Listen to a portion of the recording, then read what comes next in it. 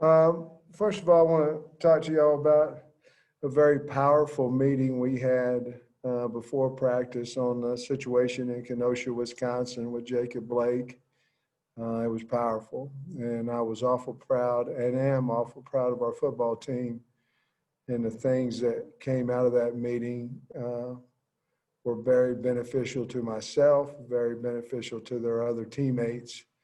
And we're going to make some type of a statement about that situation sometime next week. I believe our players will make a statement today about that. But I want to tell you, I'm 100% behind our football team and our players, and I'm very proud of them. Along with the scrimmage today, we went about 50 plays with the ones and twos, somewhere around 25 with the threes.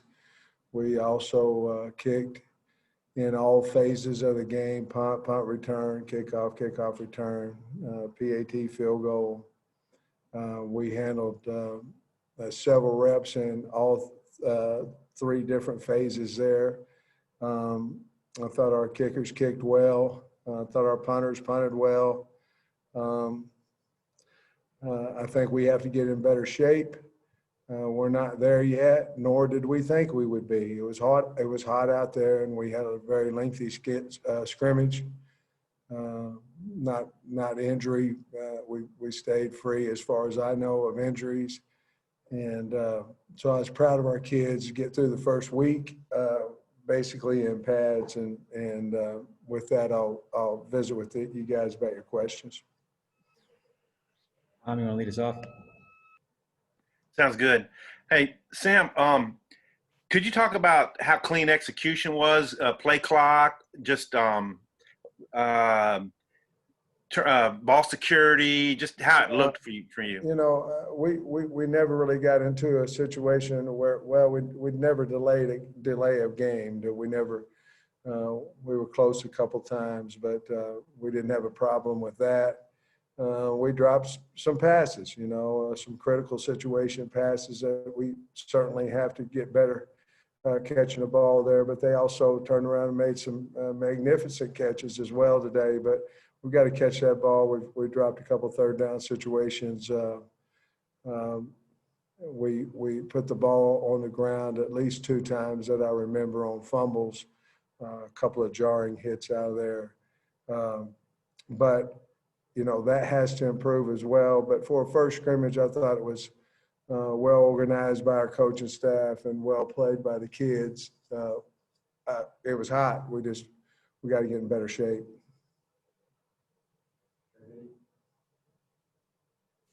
Hey, Coach, I was wondering if you could tell us about how the quarterbacks played. I know Felipe had some touchdown passes. Just your impression. Yeah, I thought they executed the offense, both of them. You know,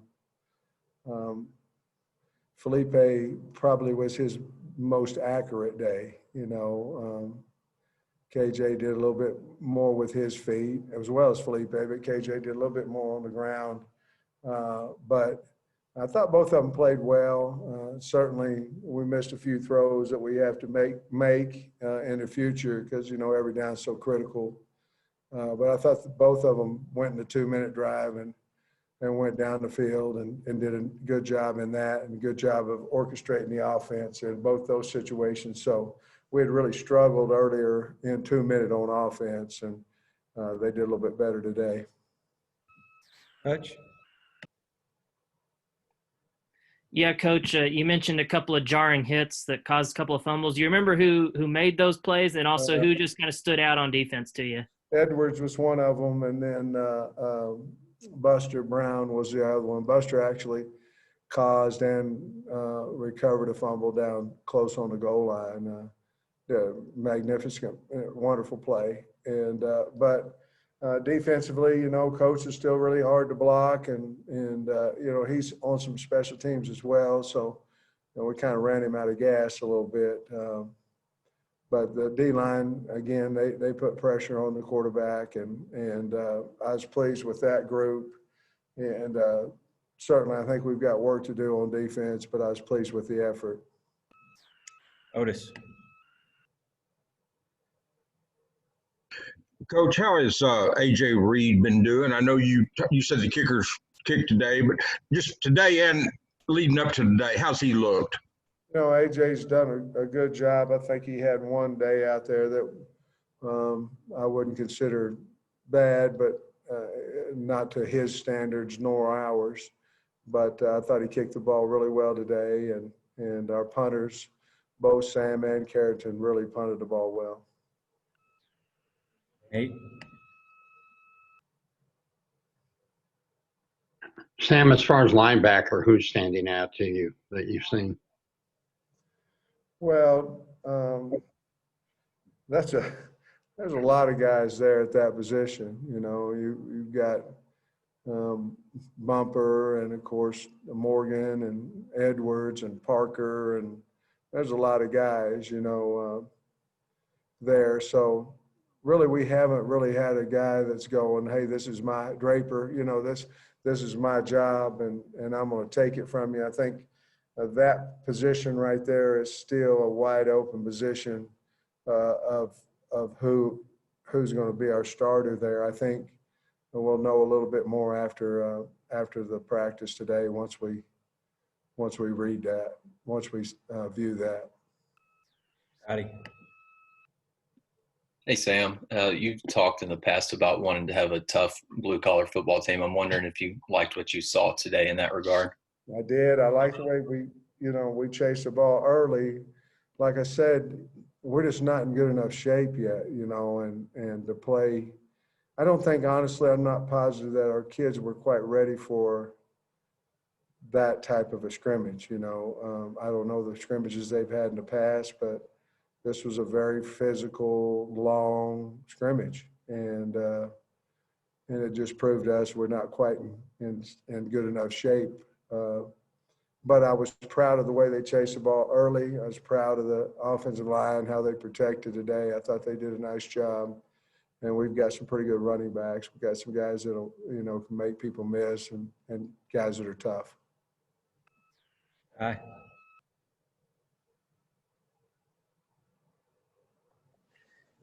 Kyle told us before he came on, Coach, that Traylon Burks had a touchdown. You mentioned a week or so ago that he's kind of earned your respect with the way he's been practicing. Didn't have a touchdown last season. How much of an emphasis are you putting on Coach Wiles and just the offense getting him the ball this year? Well, he's a really good player. So, you know, it has been a much topic of conversation about getting the ball to the guy. And we've got the ball early to him today, and he took off, you know, and not only is he big, but he's extremely fast. And so he, you know, I think he can run the football as well as catch it, but he's so dynamic with the ball in his hands. It can't be a game where we go, well, we got it to him 2 or 3 times. That can't happen. So we have to have a plan for him. He's been that dynamic. All right, we'll work our way back around here. Tom?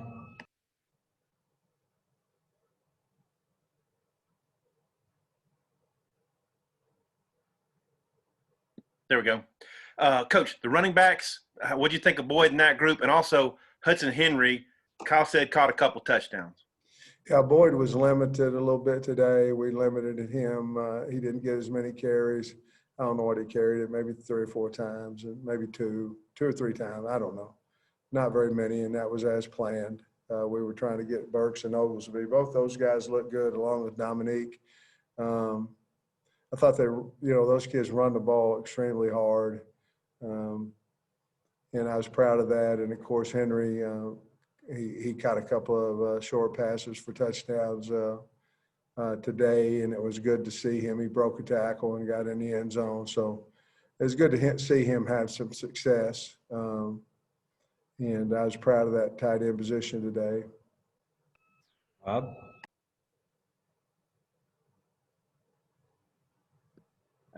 Hey Sam, how you doing? Had kind of a big picture SEC question for a story I'm working on.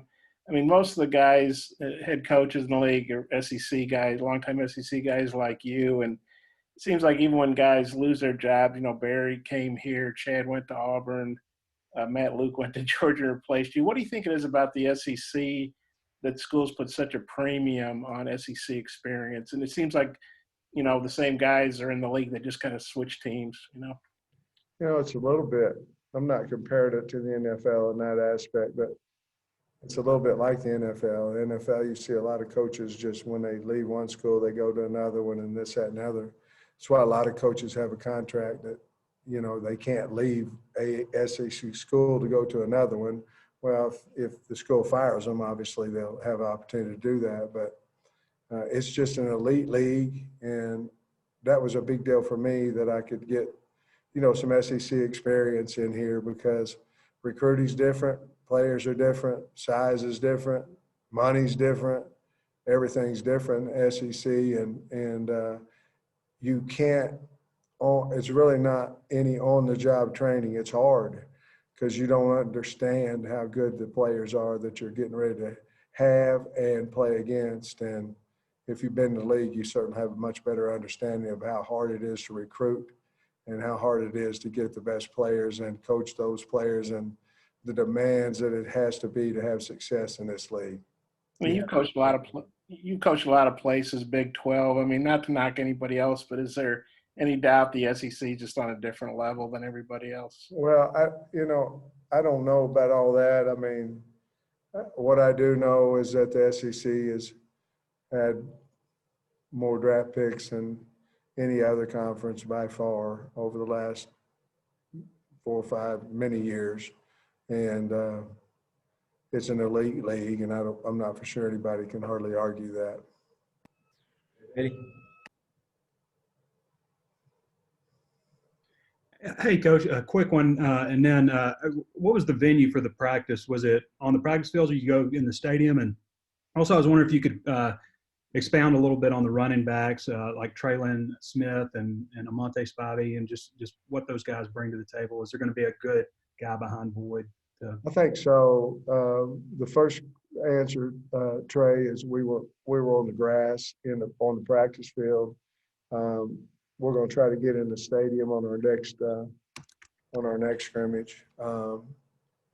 But we had planned to go on the practice field for a reason, and it was just we wanted that scrimmage to be a hard-nosed, blue-collar, no rah-rah. We're on the grass, and we're just going to go hit each other, you know. As far as the running backs go, I do think we're going to have an adequate two. You know, Oglesby was a great addition to us. You know, he came over from track.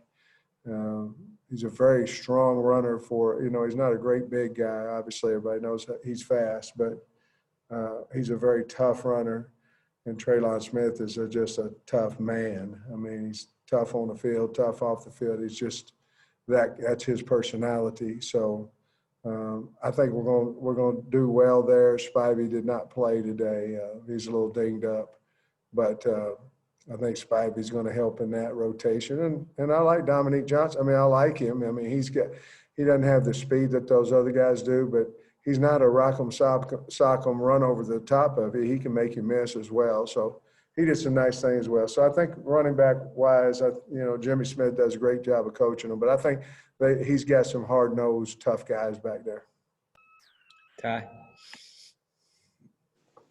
Coach, I know you're joking with Paul Feinbaum yesterday. If Kirby names his starting quarterback, y'all will name yours. Just preparing for either Jamie Newman or JT Daniels, are you just watching USC, Wake Forest, and Georgia's offense to get ready for that first game? Yeah, I'm pretty familiar with the old Georgia offense, you know, but I'm not positive, you know, what they're going to do. So a little bit of Wake Forest was a little bit of, you know, similarity of a little bit of Georgia with a read scheme, a little bit of what we do, different things of that nature. And, of course, USC was a little bit different than that. So Barry's got his hands full of trying to figure out who to prepare for.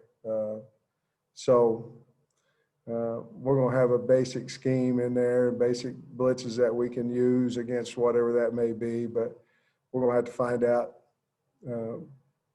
we know what each quarterback, we think we do, what each quarterback that Georgia has, we think we know what they are capable of doing. We're just going to have to change our game plan. And of course, any school can go and play two, so you always have to be ready for the 1 and 2 guys. So But yes, we're looking at all that tape. Russell. Coach, how do you get them in better shape, after a couple of weeks here? And then also, is that made more difficult because of the practice being, more spread out than what they normally are? I think it's a good point. I think the practice being spread is a good point. However, we do run, whenever we lift, as well. I think anytime that you have that lengthy of a scrimmage and it's hot, I'm not for sure that you're ever ready for it, whether it's mentally or physically. I think it's, especially, how it is when you don't know what's coming, and the next time you know exactly what the expectation is, how long it's going to be, how many plays I have. I think the next one will be much better because the kids will have a better understanding of what a scrimmage here is like. But I think we just have to transition better on and off the field. We talked to them about it last week. I think we have to push ourselves, and a lot of it goes back to that mental toughness. I think we have to continue to express mental toughness in our program. And if we do, I think that'll help us in getting in shape as well, because we'll, instead of jogging off, we'll run off the field. I got time for a couple more. Bob. Sam, Hudson Henry obviously has really good bloodlines. He was a great high school player, doesn't have a lot of experience yet. What have you seen from him? What are your expectations for him? And how do you feel about the depth behind him there at tight end? Well, I think that's a position where we're still trying to figure out who's 1, 2, 3 in the depth chart, including who's the starter. Hudson, again, is doing a nice job, but he's young, and he hadn't played either. Kearns, I can give you something to write about. We've moved Blaine Toll back to tight end. I'm sure you guys will put that in the paper. But and he played well today.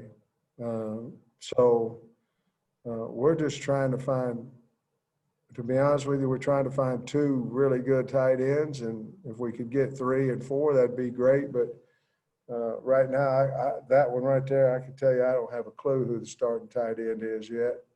I'll know a little bit more after I watch this film this afternoon, but the next scrimmage will be really, really big for the tight end position. My guess is we may have a few more questions now with that news. Hutch? Yeah, Coach, a little bit of a random question, but you told us about Luke Jones getting put on scholarship a couple of weeks ago. Has there been anybody else that you've put on scholarship? And when, if not, when would you like to maybe do that? Yes, we have put somebody else on scholarship, but I'm not ready to tell you who it is yet. Tom? Hey, I'm wondering what next week looks like. What do you want to get done next week, and when maybe the next scrimmage is? Next week's a work week. So next week is identical, Monday, Tuesday, Wednesday, Friday, with a scrimmage on Friday. It's a 2-hour practice every week. It's a go get it week once again. We may tackle a time once other than the scrimmage, but if it would, it'd be on a limited basis. But it's going to be a major work week. We're not worried about their legs and all that stuff right now. We're worried about getting in shape. I think you had mentioned, I'm sorry.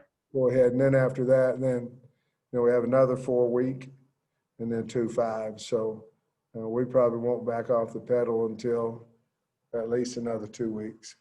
Okay. I think you had mentioned earlier that maybe 2 scrimmages and maybe 3. Is that kind of still where you stand? I couldn't see us having 3 scrimmages, to be honest with you. But we're going to scrimmage next Friday. All right, that's going to wrap us up. Thanks, Coach Pittman. Thank you.